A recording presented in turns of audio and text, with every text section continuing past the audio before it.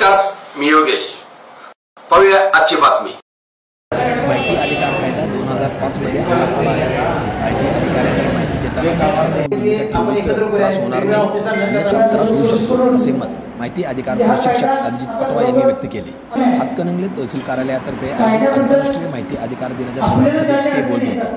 अध्यक्षस्थानी असणारे तहसीलदार सुशील बेलेकर म्हणाले की स्वतःवर अन्याय होत असताना न्यायासाठी आपण माहिती का मागवतो, पारदर्शकपणे आपल्या मनाशी व इतरांशी सांगता आली पाहिजे.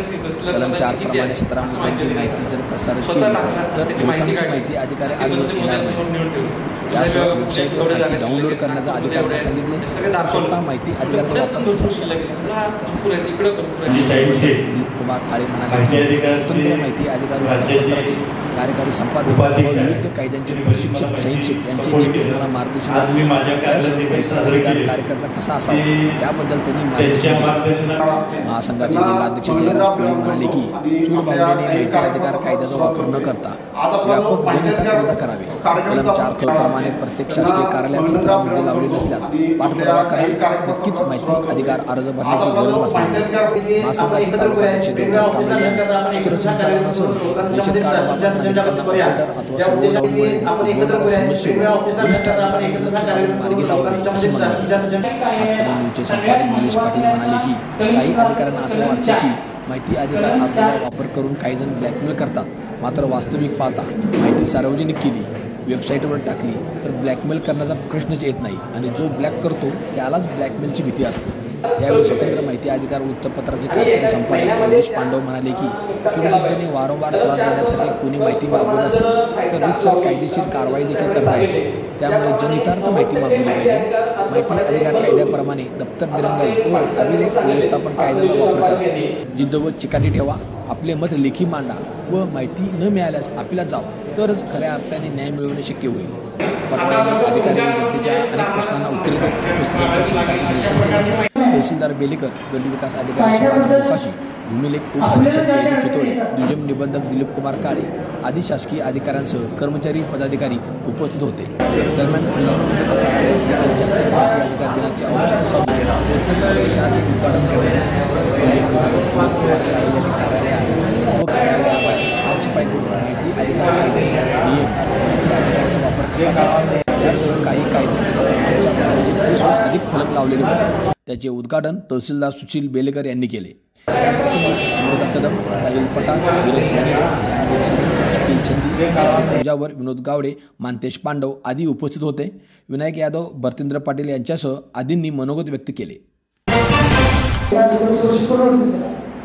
हा कायदा आता बरोबर 18 वर्षानंतर सुद्धा राबवण्यामध्ये आपला जो माहिती अधिकार कार्यक्रम आपण आणि तालुकास्तरीय यंत्रणांच्या मार्फत एक मोठा आपण कार्यशाळा सेमिनार शिबिर आपण आणि सर्वच कार्यालयातील अधिकारी कर्मचाऱ्यांच्या विचारांची देवाणघेवाण होईल आणि या माहिती अधिकार संघटनेच्या लोकांची सुद्धा ओळख होईल त्यानिमित्तानं आणि त्यांचे जे विचार आहेत किंवा त्या व्याख्यानाच्या स्वरूपात या माहिती अधिकार कायद्याच्या संदर्भात सर्वांनाच त्याचे ज्ञान प्राप्त होईल किंवा असलेल्या ज्ञान व्यासपीठावर उपस्थित आहेत. त्याचबरोबर माहिती अधिकार माहिती अधिकारचे राज्याचे उपाध्यक्ष आहेत. त्यांनी बरीच मला माहिती सपोर्ट केलं. आज मी माझ्या कार्यालयात जे काही साजरे केले ते त्यांच्या मार्गदर्शनाखालीच मी केलेलं आहे. त्यांनी मला बरीच माहिती आणून दिली, त्यामुळे मी ती साजरी केली. तर रेशन कार्डसाठी बऱ्याच लोकांची हेळसांड होत आहे साहेब. प्रशासनाकडून कुठली अडचण नाही आहे.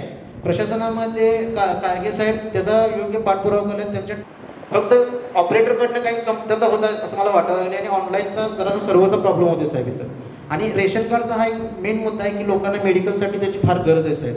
आता मुलांना शिक्षणासाठी किंवा विभक्त रेशन कार्ड पण घरकुल मंजुरीसाठी पंचायत समितीला पण बऱ्याच अडचणी रेशन कार्डमुळे घरकुलसाठी पण यायला लागल्या.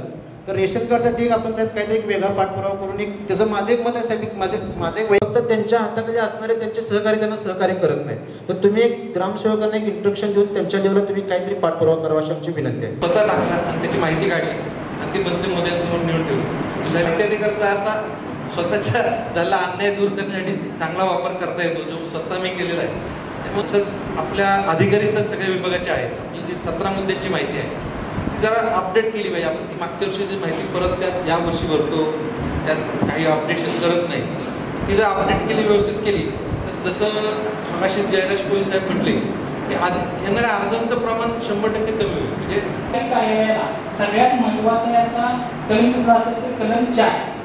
कलम 4 त्यांना फक्त आठवण करून देतो की ती माहिती अपडेट करावी त्यांनी पण.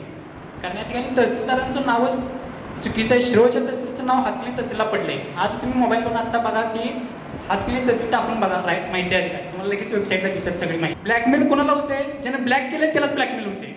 ज्याने ब्लॅकच काय केलं त्याला भेज काय काम आहे काय? मागल की द्यायलाच पाहिजे. त्यामुळे जे आम्हाला आमच्यासारख्या माणसाला जर एवढा त्रास होत असेल तर गरिबांना किती होत असेल. व्यवस्थापन आणि दप्तर दीर्घाई कायदा हे 2 कायदे तिथे भरपूर चांगले आहेत. याचा नागरिकांनी बारकाईने अभ्यास केला पाहिजे.